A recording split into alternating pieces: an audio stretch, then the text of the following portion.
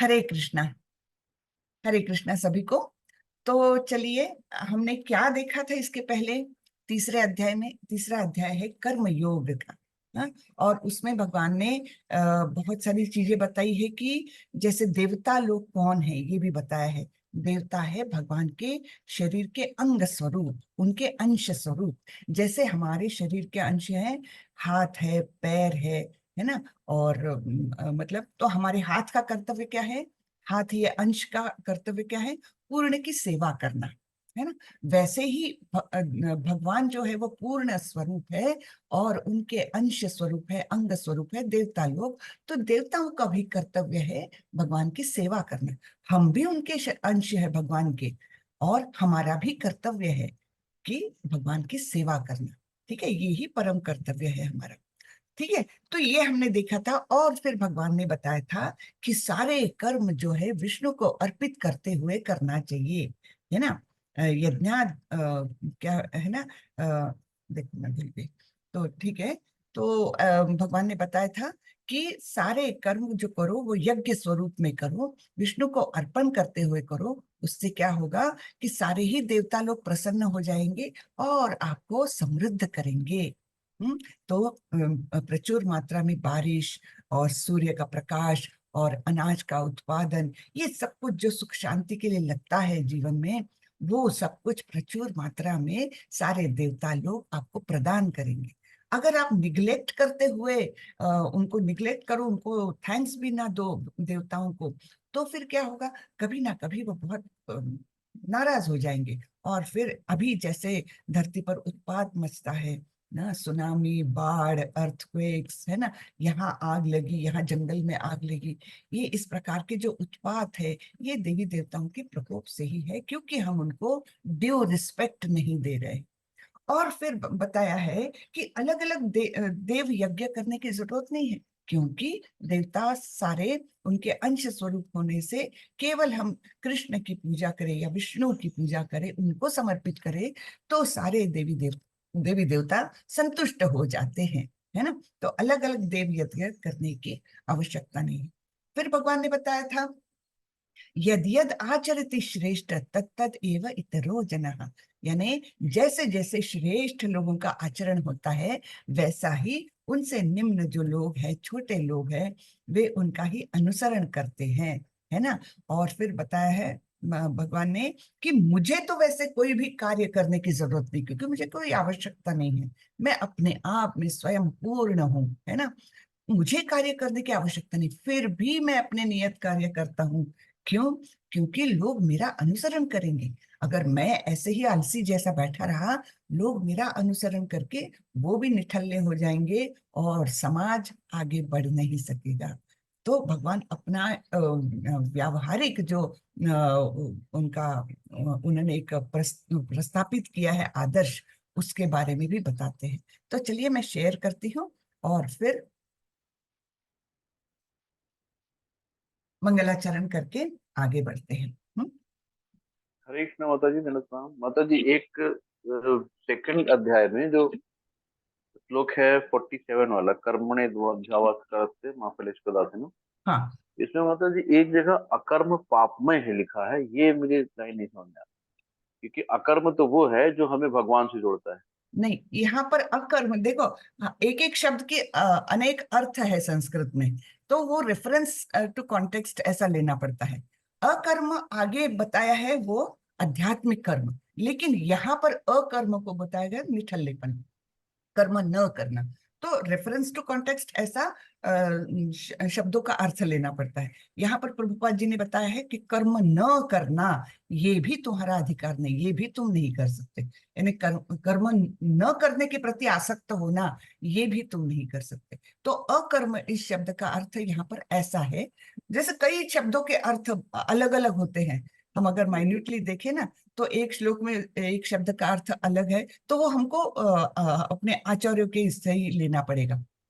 आचार्यों के आदेशों के अनुसार ही लेना पड़ेगा। यहाँ अकर्म का अर्थ है कर्मण्येवाधिकारस्ते माँ फलेषु कदाचन माँ कर्म फल हेतुर्भुर माते संगो स्व अकर्मणि। यानी अकर्म करना, यानी कर्म ही नहीं करना, इससे भी आसक्त नहीं कर होना। तो ये बराबर है। अपने कर्मों को ना करना। जी, ये शंका मेरे भी मन में आई थी प्रभु, तो मैंने वो ये करके देखा था, तो दो अलग अलग अर्थों से उनको लिया गया है। जी अकर्म ठीक आगे है, मैं जाकर भगवान ने अलग डिफाइन किया है, यहाँ पर अलग है। तो यहाँ पर धन्यवाद। उसका अर्थ निकलता है कर्म न करने के प्रति आसक्त होना। जी ठीक है प्रभु। हरे धन्यवाद। कृष्ण। हरे ओम नमो भगवते वासुदेवाय। ओम नमो भगवते वासुदेवाय। ओम नमो भगवते वासुदेवाय। ओम अज्ञानतिमिरान्धस्य ज्ञानाञ्जनशलाकया चक्षुरुन्मिलितं येन तस्मै श्रीगुरवे नमः। श्रीचैतन्यमनोभीष्टं स्थापितं येन भूतले स्वयं रूपः कदा मह्यं ददाति स्वपदान्तिकम्। वन्देऽहं श्रीगुरो श्रीयुतपदकमलं श्रीगुरुन् वैष्णवांश्च श्रीरूपं साग्रजातं सहगण रघुनाथान्वितं तं सजीवं साद्वैतं सावधूतं परिजनसहितं कृष्णचैतन्यदेवं श्रीराधा कृष्णपादान् सहगण ललिता श्रीविशाखान्वितांश्च। हे कृष्ण करुणा सिन्धु दीनबन्धु जगत्पते गोपेश गोपिका कांत श्री राधा कांत नमोस्तुते। तप्त कांचन गौरांगी राधे वृंदावनेश्वरी वृषभानुसुते देवी प्रणमामि हरिप्रिये। नमो विष्णुपदाय कृष्णपृष्ठाय भूतले श्रीमते भक्ति वेदांत स्वामी इति नामिने। नमस्ते सारस्वते देवे गौरवाणी प्रचारिणे निर्विशेषाय शून्यवादी पाश्चात्य देशतारिणी।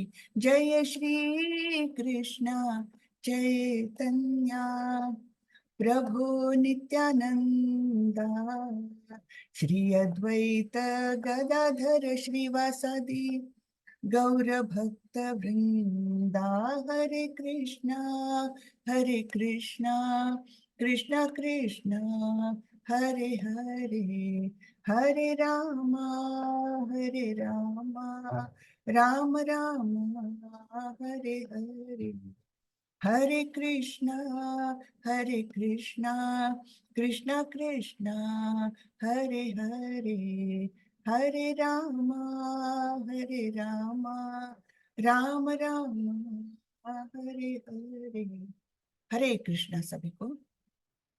तो हम थोड़ा सा पीछे जाके शुरू करते हैं। न मे पार्थास्ति कर्तव्यम त्रिषु लोकेषु किंचन नानवाप्तम अवाप्तव्यम वर्त एव च कर्मणि। तो भगवान बोल रहे हैं कि हे पृथापुत्र, तीनों लोकों में मेरे लिए कोई भी कर्म नियत नहीं है। ना मुझे किसी वस्तु का अभाव है और न आवश्यकता ही है, तो भी मैं नियत कर्म करने में तत्पर रहता हूँ। हाँ, उसके बावजूद मुझे कोई आवश्यकता नहीं, क्योंकि भगवान तो भगवान हमने देखा था ना कि वो षड ऐश्वर्यों से युक्त है। उनको किसी चीज की कमी नहीं, ना उसको किसी चीज की जरूरत है, कुछ भी नहीं है ना। उसके बावजूद वे अपना नियत कर्तव्य करते रहते हैं, तत्परता से करते हैं।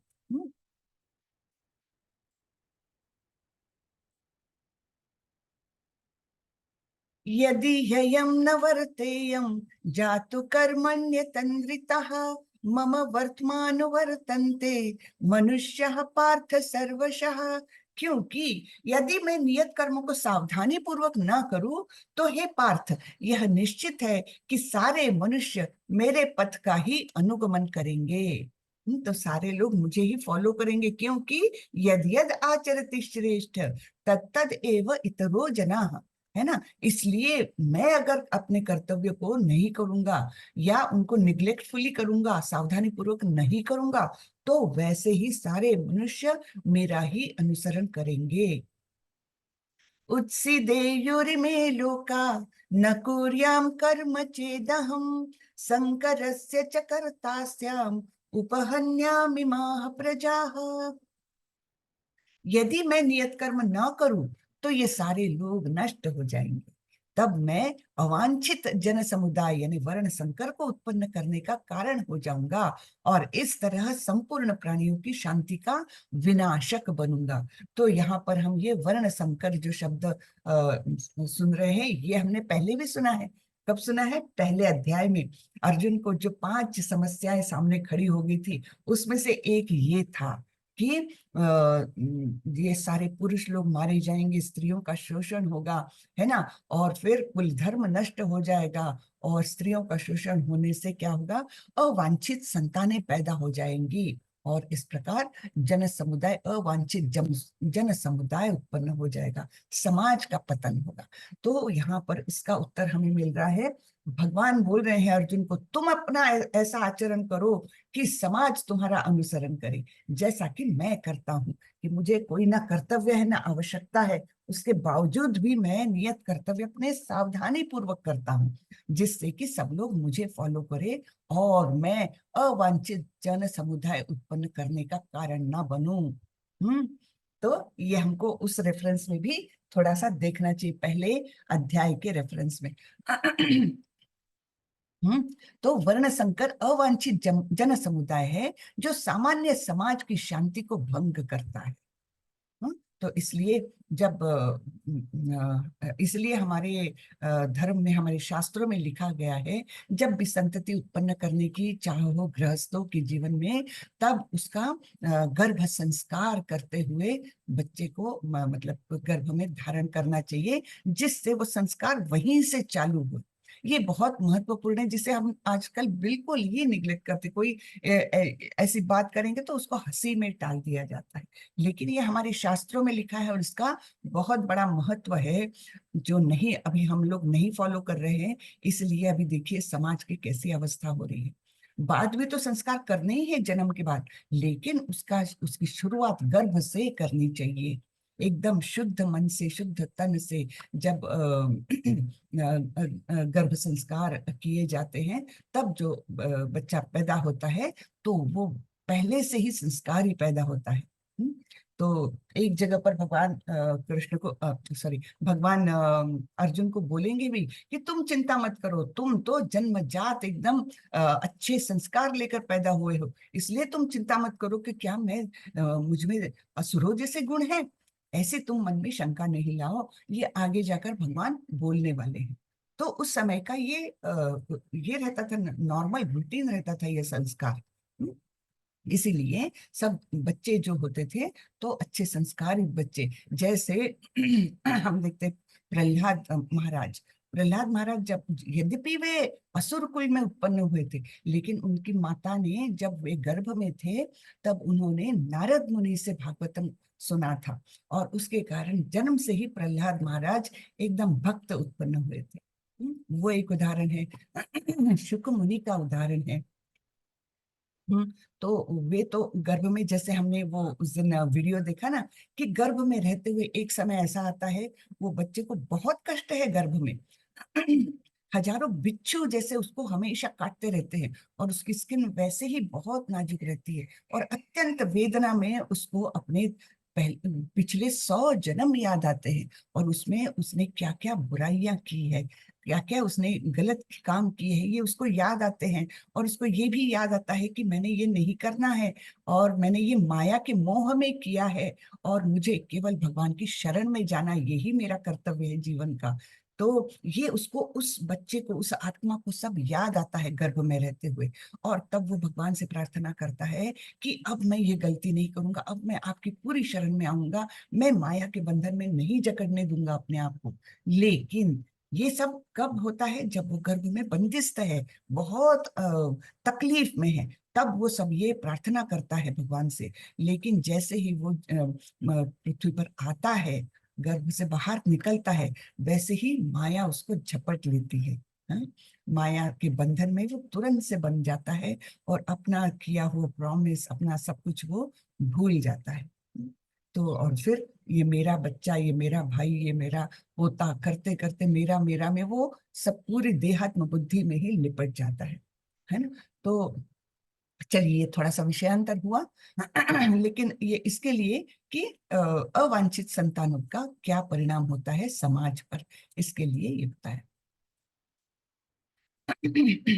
सत्ताः कर्मण्य विद्वांसो यथा कुर्वन्ति भारत, कुर्यान् विद्वांस तथा सक्तश्चिकीर्षुर्लोक संग्रहम्। जिस प्रकार अज्ञानी जन फल की आसक्ति से कार्य करते हैं, उसी तरह विद्वान जनों को चाहिए कि वे लोगों को उचित पथ पर ले जाने के लिए अनासक्त रहकर कार्य करें। तो ये अज्ञानी और विद्वान, ये हमेशा समाज के दो हिस्से रहे ही हैं। तो भगवान क्या बोलते हैं, अज्ञानी जन तो सकाम कर्म करते ही रहेंगे, है ना। तो यानी कुछ चीज प्राप्त करने के लिए ही कर्म करेंगे। अगर मुझे कुछ नहीं मिलना है उससे तो मैं कार्य वो करूंगा ही नहीं, है ना। इस प्रकार की उनकी आसक्ति रहती है कर्म फल से, ठीक है। लेकिन विद्वान लोग जिन्होंने शास्त्रों का अध्ययन किया है, उनको तो ये पता है कि सकाम कर्म केवल कर्म बंधन उत्पन्न करते हैं। ये तो विद्वान जनों को पता है। तो विद्वान जनों ने क्या करना चाहिए, जो आसक्ति से काम करते हैं, जो मतलब योग्य मार्ग से पथभ्रष्ट हुए हैं, ऐसे लोगों को उचित पथ पर ले जाने का कार्य करे। और वो भी कैसे, अनासक्त रहकर, जैसे हमारे नाम निष्ठादास प्रभु जी कर रहे हैं, जैसे प्रभुपाद जी ने किया कि जो अज्ञानी लोग हैं केवल माया मोह में जकड़े हुए हैं, ऐसे हम अज्ञानी जनों को कम से कम उस पथ पर लाकर ले जा रहे हैं हमारे नाम निष्ठादास प्रभु जी। और प्रभुपाद जी ने तो मिराकल कर दिया है ना। लाखों लोगों को उन्होंने भक्ति में लाया है, बहुत ही अद्भुत काम किया है। और ना केवल भारत में तो कम, उस समय कम थे उनके अनुयायी, उधर ज्यादा थे क्योंकि वहीं से स्टार्ट किया। और वे लोग जो कृष्ण का नाम भी नहीं सुने थे, वे कृष्ण भक्त बन गए। जो नशा करते थे, एकदम लोएस्ट स्टेज पर थे मनुष्य जीवन के, लोएस्ट स्टेज से वे हाईएस्ट स्टेज तक आए, वैष्णव बने, शुद्ध वैष्णव, शुद्ध भक्ति प्राप्त की। तो ये तो मिराकल कोई महान भक्त ही कर सकता है ना, जो प्रभुपाद जी थे। और अभी उसी लाइन पर सभी इस्कॉन मंदिर वो कार्य करते ही हैं। लेकिन हमारे नाम निष्ठदास प्रभु जी ने भी 8-10 लाख लोगों को जोड़ा है, कम से कम। सब लोग एकदम ऐसा नहीं है कि सभी लोग एकदम भक्ति में उच्च स्तर पर गए। हम लोग जैसे मिड छोटे पहले स्टेज पर है हम लोग, लेकिन कुछ तो आसक्ति उत्पन्न हो गई कृष्ण के प्रति, है ना। ये भी कुछ कम नहीं है ना। तो ऐसे 8-10 लाख लोगों को उन्होंने जोड़ा है। और भगवान की कृपा से कृष्ण की वो इतनी कृपा बरसी है कि जो 4 साल पहले, क्या 3.5 साल पहले तक एक छोटे से जगह पर टेम्पल था, वो आज एक भव्य मंदिर का निर्माण हो रहा है, बहुत सुंदर मंदिर का निर्माण हो रहा है।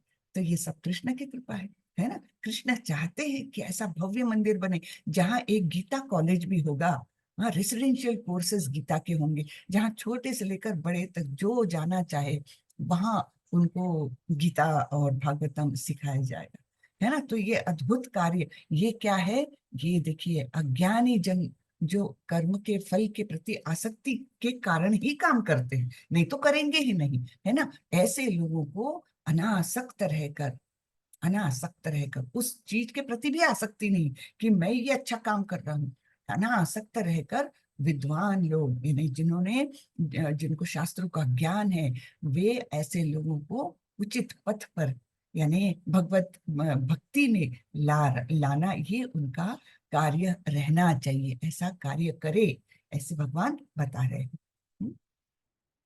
न बुद्धि भेदम जनयेत् अज्ञानां कर्म संगिनां जोषयेत् सर्व कर्माणि विद्वान युक्त समाचरन्। विद्वान व्यक्ति को चाहिए कि वह सकाम कर्मों में आसक्त अज्ञानी पुरुषों को कर्म करने से रोके नहीं, ताकि उनके मन विचलित न हो, अपितु भक्ति भाव से कर्म करते हुए वह उन्हें सभी प्रकार के कार्यों में लगाए, जिससे कृष्ण भावनामृत का क्रमिक विकास हो।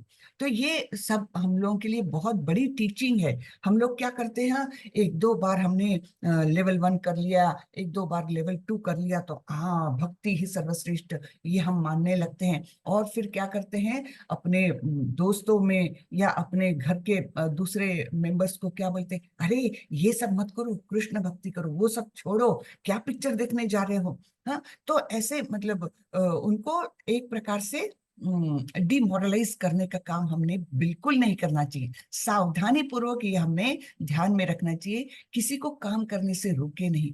हाँ, जो कर रहे हैं उनको करने दे, लेकिन धीरे धीरे अपने अपनी भक्ति बढ़ाए, और धीरे धीरे अपने परिवार वालों को, अपने दोस्तों को धीरे धीरे कुछ कर्म में लगाए। कैसे कि अरे चल ना, किसी दोस्त को आप बोल सकते चल ना, मैं मंदिर जा रहा हूँ, तू भी चल, अच्छा लगेगा। हाँ, उसको ले जाए जबरदस्ती। घर में कोई छोटा बच्चा है, उसको बोले चलो भगवान की पूजा करेंगे, तुम फूल लेकर आओ या पानी लेकर आओ। छोटे छोटे काम देकर हम घर के परिवार वालों को और अपने मित्रों को धीरे धीरे ला सकते। ये नहीं कि न बुद्धि भेदम जनयेद, उनको ऐसे एकदम वो नहीं करना चाहिए, रोकना नहीं चाहिए, उनको डिमोरलाइज नहीं करना चाहिए, नहीं तो क्या होगा, वो और दूर भागेंगे। तो ये विद्वान जनों का जो इसका थोड़ा इसमें ज्ञान प्राप्त कर लिए हैं, उनका ये कर्तव्य बनता है कि दूसरों को भी कृष्ण भावना में लाए, कृष्ण भावनामृत उनको भी चखाए। लेकिन ऐसे नहीं कि थोप करके, नहीं तुम ये करो, ये जैसे छोटे बच्चे हैं घर में, तो उनको थोप करके अभी आप नहीं ला सकते हैं। उनको धीरे धीरे लगाइए। हाँ चलो आरती करेंगे, तुम ताली बजाना, या तुम घंटी बजाना, या तुम मेरे को फूल ला के दो, या इस प्रकार की छोटी छोटी कृष्ण के लिए सेवाएं करें, और उनको प्रसाद जरूर खिलाएं। प्रसाद एक अद्भुत कार्य कर सकता है। तो धीरे धीरे, एकदम से मिरेकल नहीं होता है, लेकिन धीरे धीरे वो असर जरूर करता है। जैसे स्लो पॉइजनिंग हम सुनते हैं ना, वैसे ये स्लो अमृतम है। ठीक है ना, तो स्लो अमृतम हमको देना है उनको। प्रकृते क्रियमाणानि गुणैः कर्माणि सर्वशः अहंकार विमूढ़ात्मा कर्ता अहम इति मन्यते। जीवात्मा अहंकार के प्रभाव से मोहग्रस्त होकर अपने आप को समस्त कर्मों का कर्ता मान बैठता है, जबकि वास्तव में वे प्रकृति के तीनों गुणों द्वारा संपन्न किए जाते हैं। ठीक है, तो सभी कर्म जो होते हैं, भगवान बोल रहे हैं, एक्चुअली सभी कर्म ये तीन गुणों द्वारा संपन्न होते हैं, लेकिन हम क्या मानते हैं, मैंने किया। तो ये अहंकार, ये गलत है, ऐसे यहाँ पर भगवान बोल रहे हैं। और इस कंसेप्ट को भगवान ने अलग अलग तरीके से आगे आगे के अध्यायों में डेवलप किया है। तो यहाँ पर जैसे हम नव शिक्षित हो रहे हैं, है ना, नौसिखिया है हम लोग, तो हमारे लिए ये कंसेप्ट बड़ा भारी काम करता है। इसको आगे जाकर थोड़ा सा भगवान डेवलप करेंगे अच्छे से। तो हमको अहंकार आ जाता है कि मैंने ये किया, हाँ, मैं उससे अटैच हो गया, आसक्ति होगी उस कार्य से। लेकिन भगवान बोल रहे तुमने किया ही नहीं है, एक्चुअली ये किसने किया है, ये प्रकृति के गुण करते हैं। अपने आप को कर्मों का कर्ता मान नहीं बैठना है हम। हम कर्ता नहीं है। अहंकार विमूढ़ात्मा कर्ता अहम इति मन्यते, लेकिन एक्चुअली कर्ता कौन है, प्रकृति क्रियमाणा। तो ये हमने ध्यान में रखना चाहिए। तत्ववित्तु महाबाहो गुण कर्म विभागयोः गुणा गुणेषु वर्तन्त इति मत्वा न सज्जते। हे महाबाहो, भक्ति भाव में कर्म तथा सकाम कर्म के भेद को भली भांति जानते हुए जो परम सत्य को जानने वाला है, वह कभी भी अपने आप को इंद्रियों में तथा इंद्रिय तृप्ति में नहीं लगाता। ठीक है, तो भक्ति भाव में कर्म और सकाम कर्म, इनमें क्या अंतर है, कौन सा काम हम सकाम कर्म कर रहे हैं, कौन सा भक्ति भाव में कर्म है, इसको जो डिफरेंशिएट कर पाता है, हाँ, तो वो अपने इंद्रियों को संयमित रख सकता है, वो नहीं उलझता इंद्रिय तृप्ति के कार्य में। तो हमें भी कोशिश करना है कि हम भेदभाव जाने, सकाम कर्म है या भक्ति भाव में कर्म है, उससे हमारी डेवलपमेंट ये होगी कि हम अपनी इंद्रियों को संयमन कर सकेंगे। प्रकृतेर्गुणं सम्मूढाः संजन्ते गुणकर्मसु तान् कृष्णविदो मंदान् कृष्णविन्न विचालयेत्। माया के गुणों से मोहग्रस्त होने पर अज्ञानी पुरुष पूर्णतया भौतिक कार्यों में संलग्न रहकर उनमें आसक्त हो जाते हैं। यद्यपि उनके ये कार्य उनमें ज्ञानाभाव के कारण अधम होते हैं, किंतु ज्ञानी को चाहिए कि उन्हें विचलित ना करे, है ना। जैसे पहले भी बोला है, न बुद्धि भेदम जनयेद, वैसे ही यहाँ पर भी भगवान बोल रहे हैं कि लोग ऐसे वैसे कार्यों में लगे रहते हैं, हम सभी लगे हैं उसी में। तो भौतिक कार्यों में पूर्णतः आसक्त होकर ही हम कार्य करते हैं। क्यों ये करते हैं? क्योंकि प्रकृति उनसे कराती है, हाँ? और उनमें ज्ञान की कमी है, इसलिए वो प्रकृति के बंधन को ना समझ के वो मैं कर रहा हूं ये भावना से कार्य करते हैं। हाँ, तो ज्ञानाभाव के कारण वे अधम है, उनमें ज्ञान नहीं है, इसलिए वो लोअर कैटेगरी के हो जाते हैं, अधम हो जाते हैं। फिर भी ज्ञानी को चाहिए कि वो उनको विचलित ना करे, ये ना करे कि उनका, और उनको ज्ञान पिला के, यानी बहुत ज्यादा दवाई देने से भी पेशेंट को नुकसान हो जाता है, वैसा ही ये समझना चाहिए कि धीरे धीरे उनको भी कृष्ण भावनामृत देना चाहिए, धीरे धीरे उनको कोई कार्यों में संलग्न करना चाहिए, भक्तिमय कार्यों में। मयि सर्वाणि कर्माणि सन्न्यस्याध्यात्म चेतसा निराशीर्निर्ममो भूत्वा युद्धस्व विगत ज्वरः। विगत ज्वरा यानी क्या? आलस्य रहित होकर, आलस्य रहित होकर। अभी क्या बता रहे भगवान? अतः हे अर्जुन, अपने सारे कार्यों को मुझ में समर्पित करके, मेरे पूर्ण ज्ञान से युक्त होकर, लाभ की आकांक्षा से रहित, स्वामित्व के किसी दावे के बिना तथा आलस्य से रहित होकर युद्ध करो। ठीक है, क्या क्या छोड़ने को बोला है?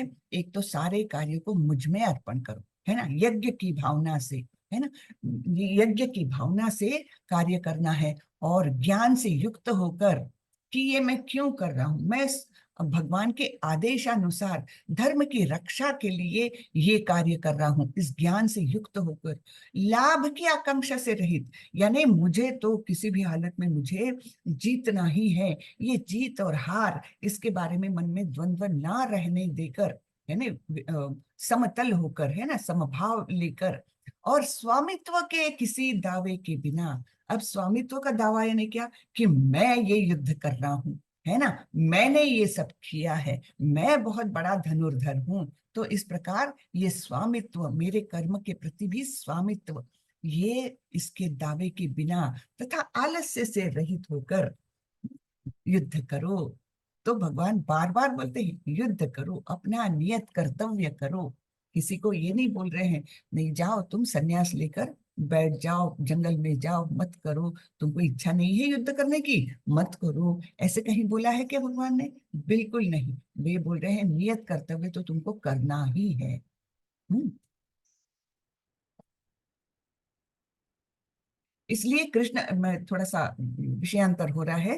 कृष्ण भावनामृत में जब हम लोग आते हैं तो सबको यही लगता है कि अब तो ये सन्यास ले लेगा और बस कुछ काम नहीं करेगा, काम धंधा कुछ करना नहीं है, और भगवान का नाम लेते हुए बैठना है, जीवन भर ऐसा ही करोगे क्या, कौन खा खिलाएगा पिलाएगा, ऐसे ऐसे लोग बोलने लगते हैं। लेकिन यहाँ पर हमने देखा है भगवान कभी भी नहीं बोलते कि तुम खाली बैठ जाओ। तो हमने भगवान का आदेश ये शब्दशः अच्छे से समझ करके अपना जीवन भी व्यतीत करना है। भगवान कहीं नहीं बोलते कि तुम कार्य मत करो, लेकिन भगवान बोलते हैं तुम अपना नियत कर्तव्य करो, लेकिन समर्पण की भावना से करो और ज्ञान से युक्त होकर करो। हाँ, कि ये मैं क्यों कर रहा हूँ और ये भगवान के प्रति मेरी सेवा है, इस ज्ञान से तुम युक्त होकर कार्य करो, और आलस मत रखो उसमें, और कर्म फल के प्रति भी आसक्ति नहीं, और कर्म का करने का स्वामित्व भी नहीं। इस प्रकार से मन में विचार रहते हुए हम अगर हर कार्य करें तो ये भक्तिमय कार्य अपने आप में हो जाता है ना। ये मे मतमिदं नित्यम् अनुतिष्ठन्ति मानवः श्रद्धावन्तो न सूयन्तो मुच्यन्ते तेऽपि कर्मभिः। जो व्यक्ति मेरे आदेशों के अनुसार अपना कर्तव्य करते रहते हैं और ईर्ष्या रहित होकर इस उपदेश का श्रद्धा पूर्वक पालन करते हैं, वे सकाम कर्मों के बंधन से मुक्त हो जाते हैं। तो ये सकाम कर्म रहता ही नहीं है, ये निष्काम कर्म हो जाता है ना। तो इस प्रकार हम जब भगवान के उपदेश का श्रद्धा पूर्वक पालन करेंगे तो कोई भी उससे कर्म बंधन उत्पन्न नहीं होगा। और जब बंधन नहीं रहेगा तो क्या हो जाएगा, हम तो मुक्त हो गए। मुक्त होकर हम कहाँ जा सकते हैं, भगवत धाम प्राप्त कर सकते हैं, जहां जाकर इस जन्म मृत्यु के चक्र से हमें छुटकारा मिल जाता है ना। और एक अत्यंत आनंदमय जीवन, जहां पर दुख कुछ है ही नहीं, केवल आनंद। हाँ, ऐसा आनंद का आनंदमय पूरा वातावरण, और उसमें हमें रहने को मिलेगा और हमेशा के लिए रहने को मिलेगा, हमेशा भगवान का सानिध्य मिलेगा। ये त्वेदभ्यसूयन्तु नानुतिष्ठन्ति मे मतम् सर्वज्ञान विमूढ़ांस्तान् विद्धि नष्टान चेतसः। किंतु जो ईर्ष्यावश इन उपदेशों की उपेक्षा करते हैं और इनका पालन नहीं करते, उन्हें समस्त ज्ञान से रहित, दिग्भ्रमित तथा सिद्धि के प्रयासों में नष्ट भ्रष्ट समझना चाहिए। तो ये उपदेश जो भी सुनता है वो उपदेशों का पालन करे तो उसकी आत्मोन्नति हो जाएगी, आत्म साक्षात्कार की ओर वो बढ़ेगा। लेकिन ईर्ष्यावश अगर इन उपदेशों की उपेक्षा कर दे, अनसुनी कर दे, या नहीं मानना मुझे, जाओ क्या भगवान बोल रहे हैं मैं क्यों मानूं, मैं अपने मन से कार्य करूंगा, है ना। तो ऐसे जो अपने आप को श्रेष्ठ मानते हैं वे लोग क्या करते हैं, इन उपदेशों की उपेक्षा करते हैं, उनका पालन नहीं करते हैं। तो उनको क्या हो जाता है उनका, वे ज्ञान से रहित हो जाते हैं, उनको किसी प्रकार का वास्तविक ज्ञान नहीं मिल सकता और वे हमेशा भ्रमित रहते हैं। और उनकी सिद्धि के प्रयासों में नष्ट भ्रष्ट समझना चाहिए। अगर वो कोई सिद्धि चाहते भी है, जैसे कोई कोई लोग उल्टी पुल्टी कुछ भी तपस्या करते हैं, सो कॉल तपस्या, लेकिन शरीर को कष्ट दे करके, कुछ इच्छा धारण करके और देवताओं की कुछ तपस्या करते हैं, तब क्या होगा, उनको सिद्धि मिलने की कोई आसार ही नहीं है, सब कुछ नष्ट भ्रष्ट हो जाएगा अगर ये इन उपदेशों का पालन नहीं करे तो। यानी कर्म के प्रति अनासक्ति रखना ही है ना। सदृशं चेष्टते स्वस्याः प्रकृतेर्ज्ञानवानपि प्रकृतिं यान्ति भूतानि निग्रह किम करिष्यति। ज्ञानी पुरुष भी अपनी प्रकृति के अनुसार कार्य करता है, क्योंकि सभी प्राणी तीनों गुणों से प्राप्त अपनी प्रकृति का ही अनुसरण करते हैं। भला दमन से क्या हो सकता है ना। यानी जबरदस्ती कोई चीज को हम दबाएंगे तो उससे कोई सक्सेस नहीं मिलेगी, है ना। तो ज्ञानी पुरुष भी अपनी प्रकृति के अनुसार कार्य करते हैं। ज्ञानी पुरुष कौन से गुण में रहेगा, सत्व गुण में रहेगा, है ना। सत्व गुण जो 3 गुणों में टॉप मोस्ट है, लेकिन है तो वो भी बंधनकारी। तो ज्ञानी पुरुष भी अपने प्रकृति के अनुसार कार्य करता है, क्योंकि सबको जो 3 गुण जो उसको प्रदान करते हैं, 3 गुणों में रस्सी खेच चलती रहती है ना। तमोगुण अपनी ओर खींचता है, रजोगुण अपनी ओर, सतोगुण अपनी ओर खींचता है, और उसमें से जो प्रबल उस समय हो जाता है वही हमारा उस समय का स्वभाव हो जाता है। जैसे हम कभी कभी दिन में बहुत चिड़चिड़ापन महसूस करते हैं, निश्चित रूप से उस समय हम पर तमोगुण हावी रहता है। फिर कभी कभी हम लोग बहुत नियंत्रण करने को देखते किसी पर, या ये मैंने किया, ये सुख अपने आप को देने की कोशिश करते, हाँ मैंने कितना अच्छा काम किया, है ना, मेरे बच्चे कितने अच्छे निकल गए, मैंने कितना अच्छा घर बनाया। जब ऐसे स्वामित्व की भावना से कोई कार्य करता है या मन में विचार रखता है तो उस समय रजोगुण उसमें प्रबल है। और सतोगुण क्या देता है, सतोगुण देता है ज्ञान और सुख। ठीक है। तो हर कोई व्यक्ति अपनी प्रकृति के अनुसार कार्य करता है, उस समय कौन सा गुण प्रबल है उसके अनुसार कार्य करता है। लेकिन हमको प्रयत्न पूर्वक करना क्या है, हमको प्रयत्न पूर्वक सतोगुण में स्थित होना है, कम से कम रजोगुण और तमोगुण को त्याग देना है। इसके बारे में आगे 16वें अध्याय में, नहीं 16वें नहीं, 14वें अध्याय में भगवान विस्तार से बताने वाले हैं। कि ये तीन गुण किस प्रकार कार्य करते हैं और उनको कैसे हम पहचान सकते हैं कि कौन सा व्यक्ति कौन से गुण में गुण के प्रभाव में ज्यादा है, ये हम पहचान सकते हैं। ठीक है, तो इस प्रकार ये प्रकृति हम पर बहुत हावी होती है, वही काम करती है। जैसे अगर कोई व्यक्ति बंधन में है, सपोज हाथ पैर बंधे हुए और वो डोरी से ऐसा हाथ कंट्रोल कर रहा है और वो डोरी खींच खींच कर वो अपने आप को ही सपोज कोई मारते हुए दिखा, लेकिन असली में कंट्रोलर कौन है? जिसके हाथ में वो डोरी है, जिससे हाथ बंधा हुआ है और वो हाथ के मूवमेंट ऐसे कर रहा है कि वो आदमी अपने आप को मार रहा है, तो अपने आप को कष्ट दे रहा है। ये कौन कर रहा है? वो प्रकृति कर रही है, वो व्यक्ति खुद नहीं कर रहा है। इस प्रकार हमने सोचना चाहिए कि हमारे एक्शंस जो है वो एक्चुअली हम प्रकृति के गुण कंट्रोल में होने से उसके अनुसार कर रहे हैं। तो हमको अपने आप पर नियंत्रण लाना है जिससे कि प्रकृति का प्रभाव कम हो जाए, है ना। जैसे अगर व्यक्ति बहुत ताकत वाला है तो दूसरा व्यक्ति रस्सी से खींचेगा तब भी वो नहीं जाएगा। वैसे आत्म संयमन द्वारा हम प्रकृति के गुणों पर भी अपने प्रभाव से कंट्रोल कर सकते हैं। इन्द्रियस्येन्द्रियस्यार्थे रागद्वेषौ व्यवस्थितौ तयोर्न वशम आगच्छेत् तौ ह्यस्य परिपन्थिनौ। प्रत्येक इंद्रिय तथा उसके विषय से संबंधित राग द्वेष को व्यवस्थित करने के नियम होते हैं। मनुष्य को ऐसे राग तथा द्वेष के वशीभूत नहीं होना चाहिए क्योंकि ये आत्म साक्षात्कार के मार्ग में अवरोधक है। तो हमको भी बहुत चीजों से, कोई चीजों से आसक्ति रहती है और कोई चीजें बिल्कुल हम तिरस्कार करते हैं, है ना।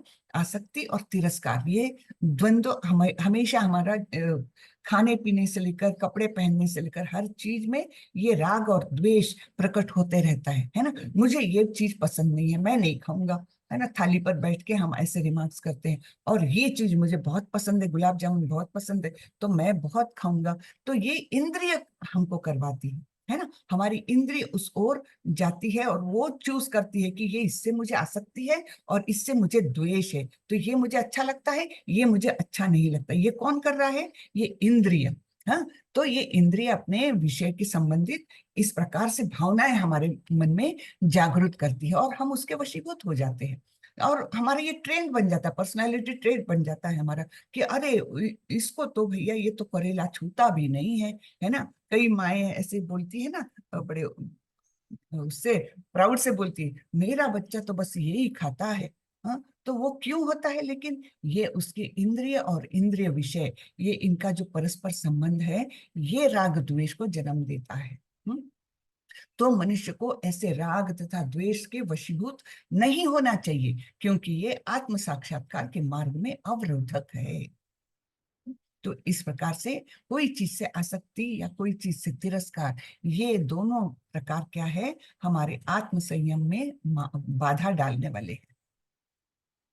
श्रेयान् स्वधर्मो विगुणः परधर्मात् स्वनुष्ठितात् स्वधर्मे निधनं श्रेयः परधर्मो भयावहः। अपने नियत कर्मों को दोषपूर्ण ढंग से संपन्न करना भी अन्य के कर्मों को भली भांति करने से श्रेयस्कर है। स्वीय कर्मों को करते हुए मरना पराये कर्मों में प्रवृत्त होने की अपेक्षा श्रेष्ठतर है क्योंकि अन्य किसी के मार्ग का अनुसरण भयावह होता है।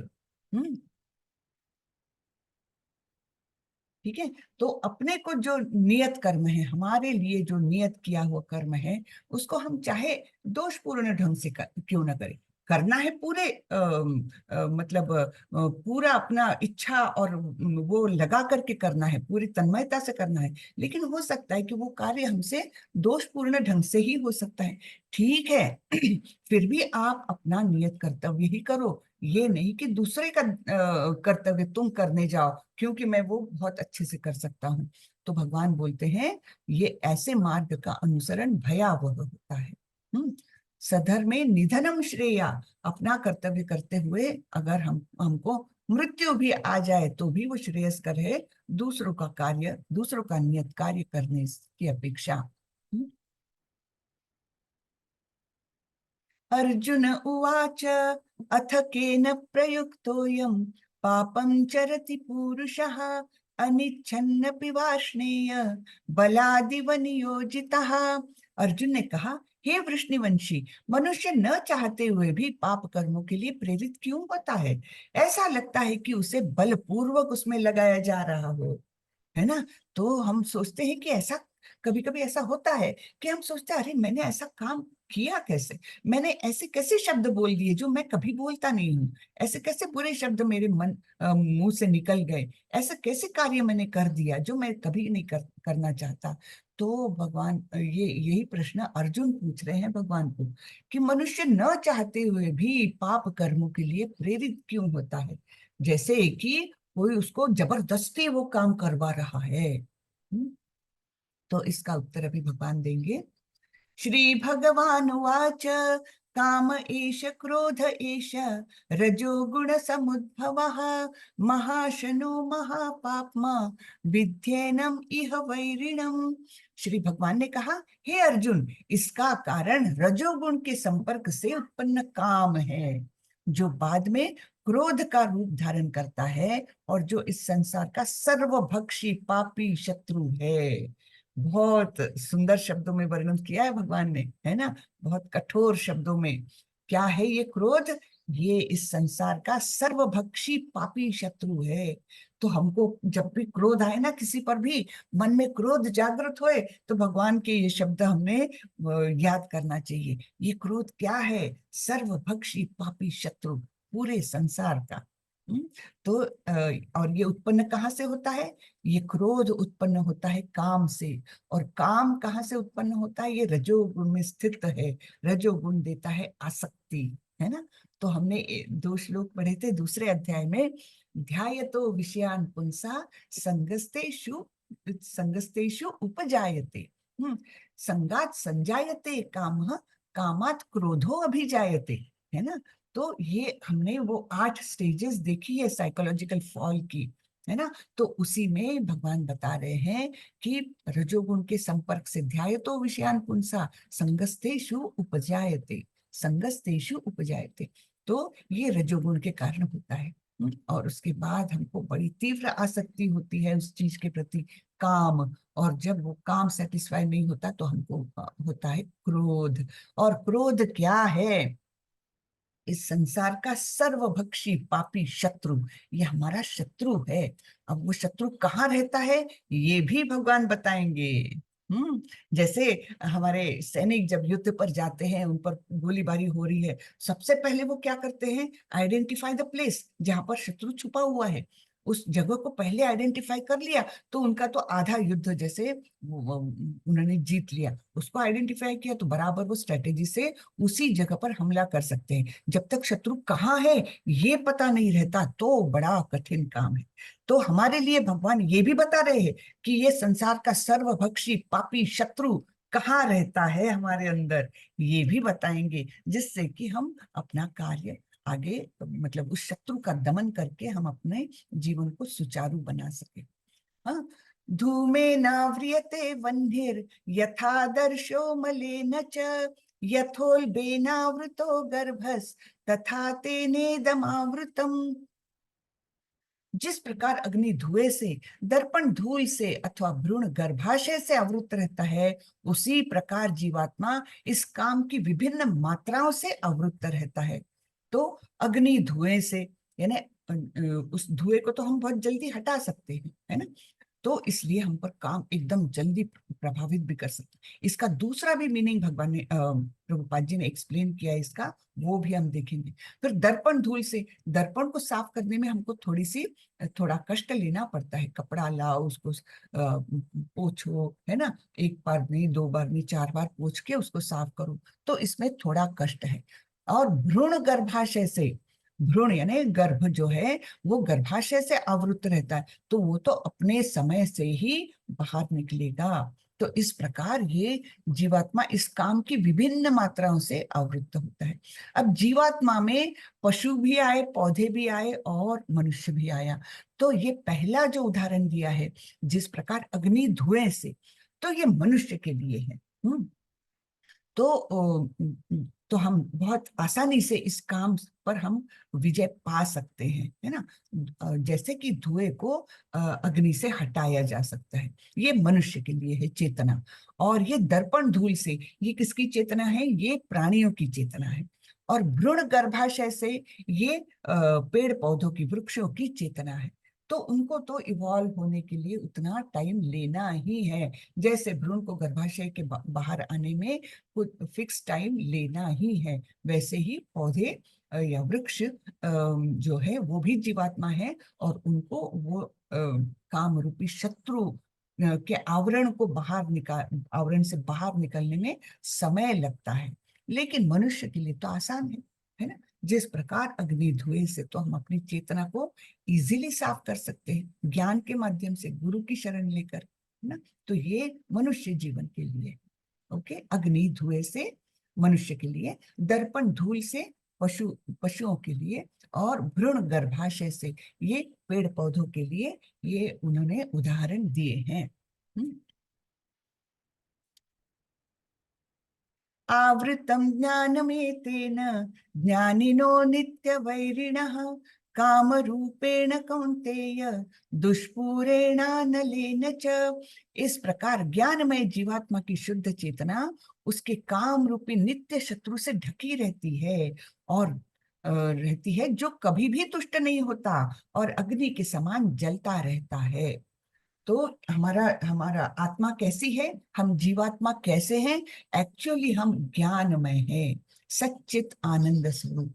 चित यानी ज्ञान, है ना। सत्य यानी इटर्नल, चित्त यानी ज्ञान। तो हम वास्तविक हमारे स्वरूप में हम ज्ञानमय हैं, लेकिन हम ढके काहे से हैं? हाँ, हमारी शुद्ध चेतना ढकी काहे से है? काम रूपी शत्रु से। तो इससे हमेशा ढकी रहती है, और ये काम कभी भी संतुष्ट तो होता ही नहीं है। एक इच्छा पूरी करो तो 10 इच्छाएं हाजिर हो जाती है, तो ये कभी भी तुष्ट नहीं होता, और इसके कारण ये जलता ही रहता है। फिर करना क्या है? इंद्रियाणि मनोबुद्धिर अस्याधिष्ठान मुच्यते एतैर्विमोहयत्येष ज्ञानमावृत्य देहिनम्। भगवान बोलते हैं इंद्रिया, मन तथा बुद्धि इस काम के निवास स्थान है। देखिए, हमको बता दिया छुपने की जगह कौन सी है शत्रु की। हमारे शत्रु कहाँ पर छुपे रहते हैं? एक तो इंद्रियों में, दूसरा मन में, और तीसरा बुद्धि में। ये तीन जगह हमारे ये काम रूपी शत्रु जो है, जो संसार का विनाशक पापमय शत्रु है, वो इन तीन जगह पर छुपता है। ओके, अब भगवान ने हमको जगह तो बता दी, आगे का काम हमको करना है। ठीक है। इनके द्वारा यह काम जीवात्मा के वास्तविक ज्ञान को ढक कर उसे मोहित कर लेता है। तो ये तीन जगह पर ये छुप जाता है, अपना डेरा बसा लेता है काम, और फिर क्या करता है कि हम लोगों के, हमारे आत्माओं का जो वास्तविक स्वरूप है, जो ज्ञानमय स्वरूप है, उस स्वरूप को वो ढक लेता है। तस्मात् त्वमिन्द्रियाणि आदौ नियम्य भरतर्षभ पाप्मानं प्रजह्येनं ज्ञान विज्ञान नाशनम्। इसलिए हे भरतवंशियों में श्रेष्ठ अर्जुन, प्रारंभ में ही इंद्रियों को वश में करके इस पाप के महान प्रतीक यानी काम का दमन करो, और ज्ञान तथा आत्म साक्षात्कार के इस विनाशकर्ता का वध करो। तो भगवान बोल रहे हैं कि इंद्रिय, मन और बुद्धि ये तीन जगह है इस शत्रु के छुपने की। तो इसलिए प्रारंभ कहाँ हो रहा है उसका, शुरुआत कहाँ से हो रही है, कहाँ छुप रहा है? तो वो पहले इंद्रियों में छुप रहा है। तो इसलिए इंद्रियों को ही वश में करो, और फिर इसको आगे बढ़ने से रोको। जैसे हमारे शत्रु क्या करते हैं, हमारी बॉर्डर से अंदर आए तो एक जगह छुपेंगे, फिर वहां पर सेफ हो गए, वहां पर स्टेबल हो गए, फिर आगे और बढ़ के दूसरी जगह पर कब्जा करते हैं, फिर वहां स्टेबल हो गए, फिर और अंदर आते देश के, और अंदर जाकर के स्टेबल हो जाते हैं। तो इस प्रकार वो आगे आगे बढ़ते हैं। वैसा ही हमारा ये शत्रु एंटर कहाँ से कर रहा है हमारी टेरिटरी में? वो इंद्रियों से एंटर कर रहा है, और इंद्रियों पर पहले कब्जा कर लेता है। ठीक है, इंद्रियों के वहां पर थोड़ा सा उनको वश में लाता है, उसके बाद जाता है मन में, मन में जाकर डेरा बसा लेता है, फिर वहां पर स्टेबल हो जाता है, और फिर जाता है बुद्धि में। ठीक है, तो ये 3 स्थान जो है, यहाँ पर ये काम रूपी हमारा शत्रु छुपता है। इसलिए भगवान बोल रहे हैं कि अपनी बॉर्डर्स ही सील कर दो, टाइट सील कर दो अपनी बॉर्डर्स। कैसे? प्रारंभ में ही इंद्रियों को वश में करो, और इस पाप के महान प्रतीक यानी काम को, उनको वहीं पर मार गिराओ, तथा ज्ञान और आत्म साक्षात्कार के इस विनाशकर्ता का वध कर दो, वहीं पर उसको मार गिराओ, बॉर्डर पर ही। अंदर आया तो फिर वो मन और बुद्धि तक चला जाएगा, ये हमारा दुश्मन। हम्म। इंद्रियाणि पराण्याहुर इंद्रियेभ्यः परम मनः मनसस्तु परा बुद्धिर यो बुद्धे परतस्तु सहा। कर्मेंद्रिया जड़ पदार्थ की अपेक्षा श्रेष्ठ है, मन इंद्रियों से बढ़कर है, बुद्धि मन से भी उच्च है, और वह आत्मा बुद्धि से भी बढ़कर है। तो ये ग्रेडेशंस है कि कहाँ कहाँ पर हमको सावधान रहना है, क्योंकि कर्मेंद्रिया जड़ पदार्थ की अपेक्षा, विषय विषय है यहाँ पर, विषय वस्तुएं हैं, तो उनसे हमारी इंद्रिया श्रेष्ठ है नेचुरली, है ना। तो वो विषय वस्तुओं से, यानी जैसे खाद्य पदार्थ है, कि वो गुलाब जामुन से मेरी जीभ ज्यादा श्रेष्ठ है, क्योंकि ये मेरे शरीर से कनेक्टेड है। तो गुलाब जामुन तो सबसे लोएस्ट हुआ, विषय वस्तु है वो तो निकृष्ट हुआ, उससे श्रेष्ठ है मेरी जीभ, है ना, मेरी इंद्रिय। तो कर्मेंद्रिय जड़ पदार्थ की अपेक्षा श्रेष्ठ है। फिर मन इंद्रियों से बढ़कर है। अब एक बार इसकी जीभ की तृप्ति कर दी तो क्या हो जाता? मन में आसक्ति निर्माण हो गई। और फिर बुद्धि मन से भी उच्च है। फिर अगर हमने ज्यादा आसक्ति निर्माण की तो अपनी बुद्धि बोलती है, अरे खाते जाओ, क्या होना है, आगे का आगे देख लेंगे, अभी तो खा लो, है ना। तो इस प्रकार बुद्धि मन से भी जड़ है, मन से भी उच्च है। लेकिन वो जो आत्मा है, जो ज्ञान रूप है ना, सच्चिदानंदमय स्वरूप है, वो बुद्धि से भी बढ़कर है। लेकिन अगर हम प्रॉब्लम अंदर अंदर अंदर आने देते हैं तो फिर क्या हो जाएगा? आत्मा का भी हनन हो सकता है। तो ये बताया है ग्रेडेशंस यहाँ पर। एवं बुद्धे परम बुद्ध्वा संस्तभ्यात्मानमात्मनः जहि शत्रु महाबाहो कामरूप दुरासदम।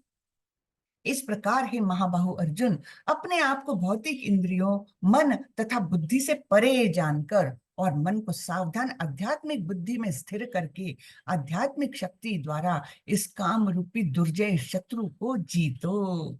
कितना सुंदर बताया है भगवान ने, है ना, कि जो आत्मा है वो तो, आत्मा को तो बुद्धि से भी ऊपर का बताया है। और मैं कौन हूँ? मैं तो आत्मा हूँ। हाँ, तो अपने आप का स्वत्व, यानी मेरा अस्तित्व क्या है, मेरा असली स्वरूप क्या है, वो जानो, और उसके द्वारा फिर अपने को भौतिक इंद्रिय, मन और बुद्धि से परे जानकर, और मन को सावधान, मन को लगाओ आध्यात्मिक कार्यों में, कृष्ण भावना मृत में लगाओ, और उस प्रकार अपने मन और बुद्धि को स्थिर करो।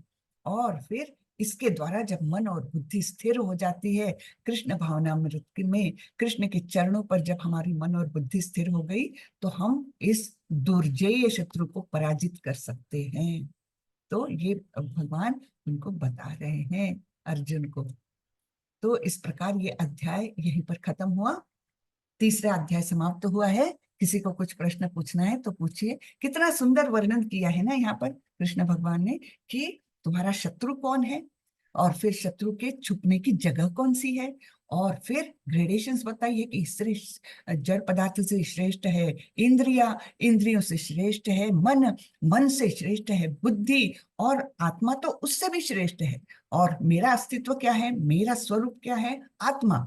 तो तुम इसको, मन और बुद्धि को अपने कंट्रोल में लो, उनको कृष्ण के चरणों में समर्पित करो, और उस प्रकार तुम इस काम रूपी दुर्जेय शत्रु को मार गिराओ, है ना। बहुत सुंदर। हरे कृष्ण। प्रियंका माता जी पूछिए। हरे कृष्ण माता जी। हरे कृष्ण। पहले तो आपका क्लास बहुत बहुत बहुत सुंदर था। एक्सप्लेनेशन तो बहुत सुंदर थी। मतलब इतने धन्यवाद दिन जो माता जी। गया, मुझे समझ में बिल्कुल भी नहीं आ रही थी, वो तो बहुत थॉरोली अभी समझ में आ रही है। लेकिन उसमें भी थोड़ी सी प्रॉब्लम हो रही है। वो जो 38 नंबर श्लोक था ना, श्लोक नंबर 38। हरे कृष्ण माता जी, जी जी आवाज आ रही मैं, है? जी जी आवाज आ रही है, मैं सुन रही हूँ। 38 ना, मैं निकाल रही हूँ। हाँ, धूमे नाव्रियते वह्निर् यथा दर्शो मलेन च यथोल्बेनावृतो गर्भस् तथा तेनेदम आवृतम। जी माता जी बोलिए। हाँ माता जी, वो वाला श्लोक में जो एग्जाम्पल्स थे जो आपने समझाए, वो थोड़े समझ नहीं आए, क्या उसे आप फिर से रिपीट करेंगी? जरूर माता जी, जरूर। तो यहाँ पर ये चेतना का वर्णन हुआ है। अलग अलग जीवात्माएं हैं हम लोग, है ना। मनुष्य जीव है, उससे निकृष्ट है प्राणी, और उससे निकृष्ट है पेड़ पौधे। सभी जीवात्माएं हैं ना, सभी के अंदर आत्मा का वास है, सभी के अंदर परमात्मा का भी वास है। तो ये तीन प्रकार की जीवात्मा है। तो उनका आवरण कैसा है, इस काम रूपी जो शत्रु है हमारा, उसका आवरण कितना तीव्र है, उसका यहाँ वर्णन किया है। तो जैसे अग्नि के ऊपर धुआं रहता है, तो अग्नि दिखती नहीं है, ढकी रहती है धुएं से, लेकिन हम थोड़े से कष्ट से उस धुएं को हटा सकते हैं और अग्नि को देख सकते हैं, अग्नि बाहर आ सकती है। वैसे ही मनुष्य के लिए इस काम रूपी शत्रु को जीतना आसान है। कृष्ण के चरणों में समर्पित हो जाइए और इस दुर्जय शत्रु को नाश कर दो। ठीक है। तो ये मनुष्य के लिए आसान है। उससे ज्यादा कठिन है पशुओं के लिए। उनका यथो यथा दर्शो मलेन च, यानी दर्श यानी आईना। आईने के ऊपर धूल बहुत सारी चढ़ी है, तो हमको उसको साफ करने में थोड़े कष्ट लेने पड़ते हैं, है ना। कपड़े से उसको पोछो, थोड़ा पानी लगाओ, और इस प्रकार 2 4 5 बार हम धीरे धीरे उसको जब हटाएंगे, तब कहीं वो जाकर आईना साफ हो जाएगा। तो पशुओं के लिए इस पर विजय पाना थोड़ा कठिन है। हाँ, उनको बहुत अच्छे से ट्रेनिंग देनी पड़ती है, और मतलब उनको अपने आप पर कंट्रोल नहीं रहता। उनकी आत्मा जो है वो सुप्त अवस्था में रहती, मतलब आवृत रहती, आवरण रहता है उस पर एक प्रकार से। तो इसलिए पशुओं के लिए इस आवरण से बाहर आने के लिए कठिन है। उससे भी ज्यादा कठिन है जो पेड़ पौधे हैं। तो उनको तो इवोल्यूशन के लिए टाइम लगेगा। वो जब पेड़ पौधे से पशु योनि में, पशु योनि से मनुष्य योनि में जब जाएंगे, उतना कालावधि उनको देना ही पड़ेगा।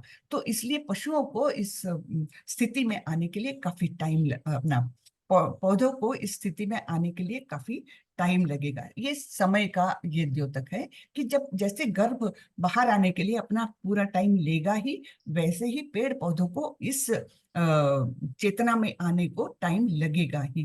तो ये खास करके ये कितने एफर्ट्स डालने पड़ेंगे और कितना टाइम लेना लेगा ये काम रूपी दुर्जय शत्रु को जीतना, इसके लिए ये उदाहरण दिए हैं भगवान ने। आप चाहे तो हम थोड़ा सा प्रभुपाद जी का लिखा हुआ एक्सप्लेनेशन भी थोड़ा पढ़ लेते तो और भी क्लियर हो जाएगा। मेरी उतनी कैपेसिटी शायद नहीं है ना, नहीं छे यानी प्रभुपाद जी। हरे कृष्णा। प्रभुपाद जी की तो मतलब बात ही अलग है ना। तो श्रीला प्रभुपाद जी की जय। श्रीला प्रभुपाद द्वारा यह तात्पर्य दिया जाता है, जीवात्मा के आवरण की 3 कोटियां हैं, जिनसे उसकी शुद्ध चेतना धूमिल होती है।